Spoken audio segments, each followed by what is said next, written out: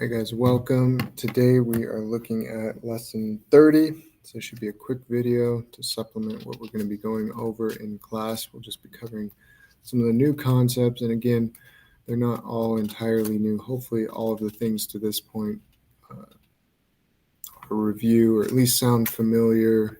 If you're still not understanding something or it seems completely brand new or you're not sure, come into Math Lab. We'll get you some extra help so you can get caught up. But between this, the review, going over some of the concepts by just hitting the highlights and seeing multiple lessons within a single lesson versus going through every single problem up to this point, I think is really going to make life easier on us and save us a lot of time down the road. But again, if you feel like you're falling behind or these things aren't making sense, then get in and see me and we'll get you taken care of.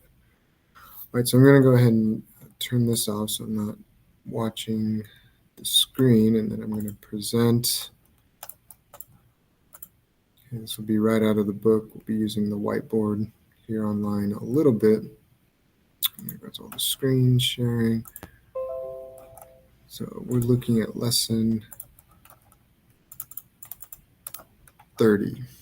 Okay, so in this, we're looking at repeating decimals. Again, I know I've talked about this. You guys have been in this class maybe 2-3 years, or you may be brand new, but you're probably picking up on the pattern. We have the lesson here bulleted is what we're going to be going over, the new concept, or sometimes there'll be 2 or 3 concepts that are quote unquote new that we're going to be looking at in a lesson. And just because we go over that concept in this lesson, we'll see it again in the next lesson, the one after that. They really sprinkle these in throughout the entire book, really, so that way we see a concept, we somewhat master it, but we see it again and again and again. It really just helps us, build that foundational knowledge.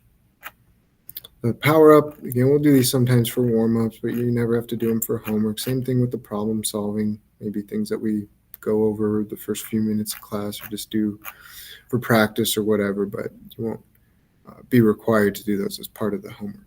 So let's go ahead and look here. So we know when we're dividing, okay, we can do it by hand and set it apart. So if we do 3/4, converting that to a decimal, okay, we can do 4 times 20 and 4 times 25 and 3 times 25 to get it to be over 100 if we're talking about percents or we want to convert it as a decimal. Or we can just do the division. 3 divided by 4 gives us 0.75. Okay, so we use the decimal point. We don't use remainders at all. We either want it to be in a fraction, decimal, or if it's a whole number, then we can leave it as is. Some fractions convert to decimal numbers that have repeating digits, such as 0.27, 27, 27, and so on. We don't want to go on forever. Literally, we want to be able to say, hey, this is going to be the same pattern and repeat. And then the repeating digits are called the repetend. So that's the portion.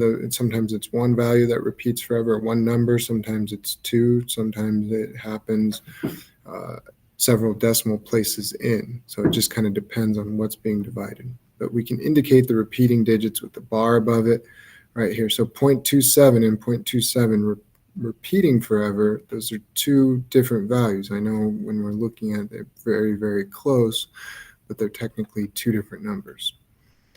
Okay, so if we look at example 1, we have 1/6. If I have 1/6, 1 divided by 6, we know 6 cannot go into 1, so that's where we get 0. And then I get 10. Well, 6 goes into 10 one time. 1 times 6 is 6. I have 4 left over. Now 40. Now 6 goes into 40 6 times. So 6 times 6 is 36. I have 4 left over. Wait, I just had 4 left over there. So it's going to keep this pattern, 36 minus 36 minus 36 and going. So I know this is where it's going to keep repeating forever. So I put the bar above the 6, not the 1, because it's not 0.161616 forever. It's 0.16 repeating forever.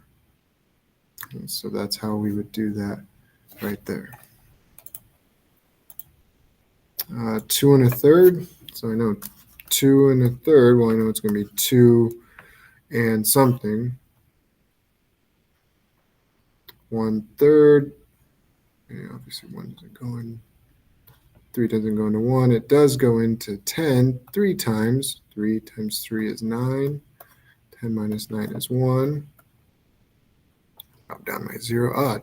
3 goes into 10 3 times, which is 9. With 1, so you can see the same pattern going to continue on. So instead of taking it out or rounding it, we don't just call it 0.3.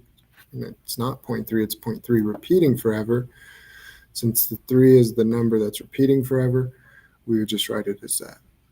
So it's still a rational number. A lot of times we think, oh, it's repeating forever, it goes on forever. It's irrational. No, because it can be expressed as a fraction. So 2.3 repeating forever is still a rational number because it can be expressed in fraction form. Numbers that continue on forever but never repeat, now those become irrational, like pi or square root of 2, square root of 3, square root of 5. Those, any non-perfect square root, taking the square root of that would be irrational numbers.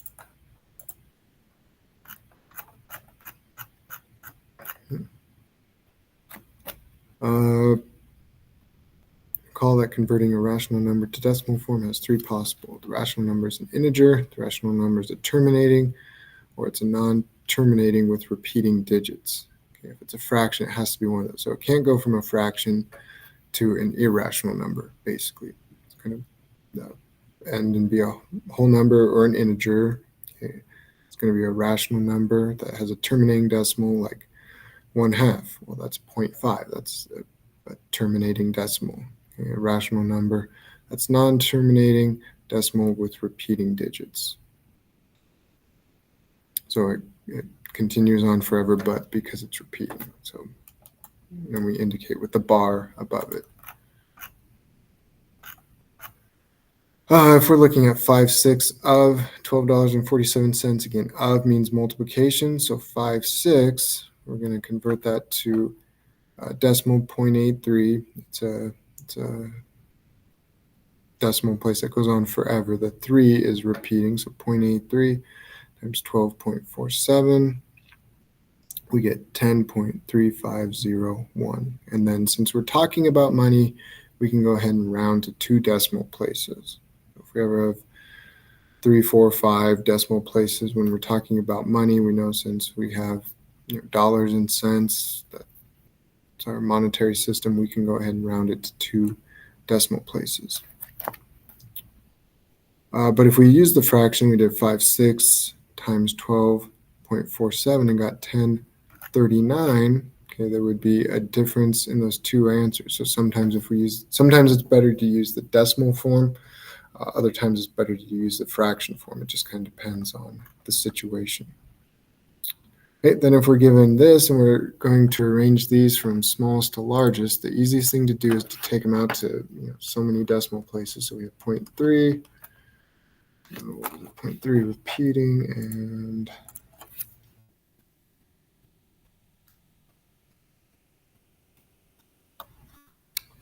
all right, so 0.3, I would take this out to, let's take it out to 3 decimal places.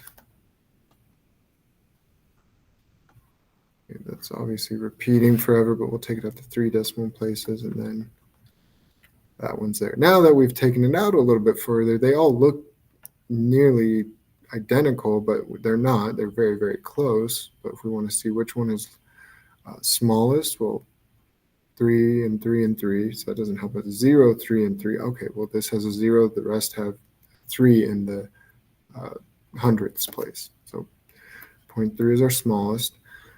3, 3, 3, 3. So we keep going until we have one that's larger. And 3 is larger than 0, so 0.33 would be the number in the middle, and that means 0.3 repeating forever, even though they're close to each other. The smallest, next smallest, or next largest, and then this is our largest value. So again, 0.3 and 0.3 repeating forever. Yeah, they look the same and they are very close, but they're not the same number. So just be aware of that. Because if we put it in fraction form, 0.3 would be 3/10, and 0.3 repeating forever would be 1/3. We need to.